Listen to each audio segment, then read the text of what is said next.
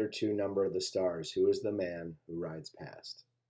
Tell me a story, Anne-Marie, begged Kirsty as she snuggled beside her sister in the big bed they shared. Tell me a fairy tale. Anne-Marie smiled and wrapped her arms around her little sister in the dark. All Danish children grew up familiar with fairy tales. Hans Christian Andersen, the most famous of the tale tellers, had been Danish himself. Do you want the one about the little mermaid? That one had always been Anne-Marie's own favorite, but Kirsty said no. Tell one that starts with a king and a queen, and they have a beautiful daughter. All right. Once upon a time there was a king, Anne-Marie began. And a queen, whispered Kirsty. Don't forget the queen and a queen. They lived together in a wonderful palace, and was the palace named Arienborg? Kirsty asked sleepily. Shh! Don't keep interrupting me, or I'll never finish the story. No, it wasn't Arienborg. It was a pretend palace. Anne-Marie talked on, making up a story of a king and queen and their beautiful daughter, Princess Kirsten. She sprinkled her tale with former balls, fabulous gold-trimmed gowns, and feasts of pink frosted cupcakes until Kirsty's deep, even breathing told her that her sister was sound asleep. She stopped waiting for a moment, half expecting Kirsty to murmur, "Then what happened?" But Kirsty was still. Anne-Marie's thoughts turned to the real king, Christian X, in the real palace, Amalienborg, where he lived in the center of Copenhagen. How the people of Denmark loved King Christian. He was not like a fairy tale king who seemed to stand on balconies giving orders to subjects, or who sat on golden thrones demanding to be entertained and looking for suitable husbands for their daughters. King Christian was a real human being, a man with a serious, kind face. She had seen him often when she was younger. Each morning he had come from the palace on his horse, Jubilee, and ridden alone through the streets of Copenhagen, greeting his people. Sometimes when Anne-Marie was a little girl, her older sister Lise had taken her to stand on the sidewalk so that she could wave to King Christian. Sometimes he had waved back to the two of them and smiled. Now you are special forever, Lise had told her once, because you have been greeted by a king. Anne-Marie turned her head on the pillow and stared through the partly open curtains of the window into the dim September night. Thinking of Lise, her solemn, lovely sister, always made her sad. So she turned her thoughts again to the king, who was still alive, as Lise was not. She remembered a story that Papa had told her shortly after the war began, shortly after Denmark had surrendered and the soldiers had moved in overnight to take their places on the corners. One evening, Papa had told her that earlier he was on an errand near his office, standing on the corner, waiting to cross the street. And when King Christian came by on his morning ride, one of the German soldiers had turned suddenly and asked a question of a teenage boy nearby. Who is that man who rides here every morning on his horse? The German soldier had asked.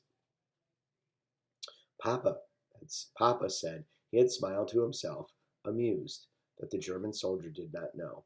He listened while the boy answered. He is our king, the boy told the soldier. He is the king of Denmark. Oh, where is his bodyguard? The soldier had asked. And do you know what the boy said? Papa had asked Anne-Marie. She was sitting on his big lap. She was little, then only 7 years old. She shook her head, waiting to hear the answer. The boy looked right at the soldier and said, all of Denmark is his bodyguard.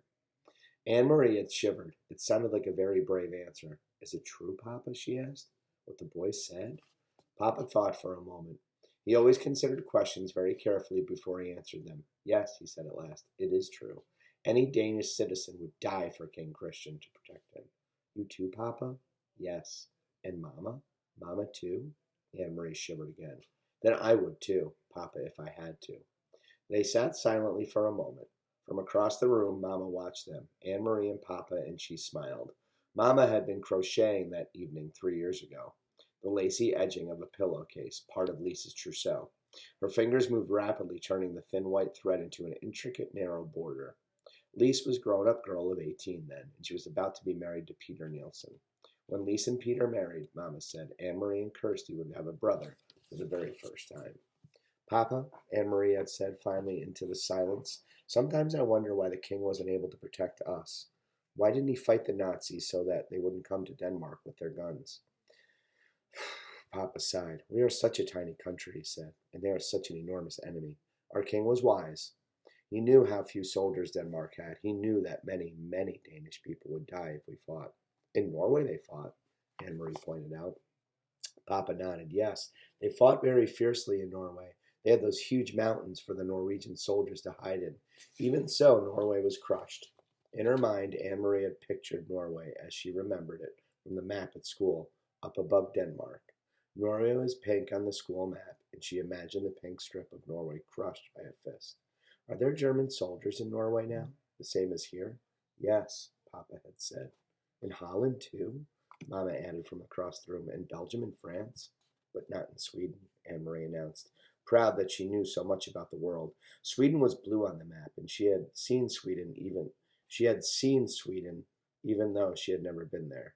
Standing behind Uncle Henrik's house, it was north of Copenhagen.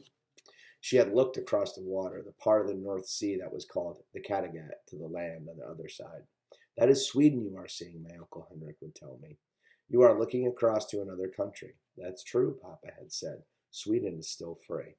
And now, 3 years later, it was still true, but much else had changed. King Christian was getting old, and he had been badly injured since last year in a fall from his horse. Faithful old Jubilee, who had been carrying him around Copenhagen so in the early mornings, for days they thought he would die, and all of Denmark had mourned. But he had not. King Christian X was still alive. It was Lise who was not. It was her tall, beautiful sister who had died in an accident 2 weeks before her wedding. In the blue carved trunk in the corner of his bedroom, Anne Marie could see its shape, even in the dark, were folded Lisa's pillowcases with their crocheted edges, her wedding dress with its hand-embroidered neckline, unworn, and the yellow dress that she had worn and danced in with its full skirt flying as the party celebrated the engagement to Peter. Mama and Papa never spoke of Lise. They never opened the trunk, but Anne Marie did from time to time. When she was alone in the apartment, alone, she touched Lisa's things gently, remembering her quiet, soft-spoken sister who had looked forward to the marriage and to children of her own someday. Red-headed Peter, her sister's fiancé, had not married anyone in the years since Lisa's death. He had changed a great deal, too. Once he had been like a fun-loving older brother to Anne Marie and Kirsty, teasing and tickling, always a source of foolishness and pranks. Now he still stopped by the apartment often, and his greetings to the girls were warm and smiling. But he was usually in a hurry, talking quickly to Mama and Papa about things Anne Marie did not understand. He no longer sang the nonsense songs that had once made Anne Marie and Kirsty shriek with laughter, and he never lingered any more. Papa had changed too. He seemed much older and very tired. He was defeated. The whole world had changed. Only the fairy tales remained the same. And they lived happily ever after, Anne Marie recited, whispering into the dark, completing the tale for her sister, who slept beside her, one thumb in her mouth.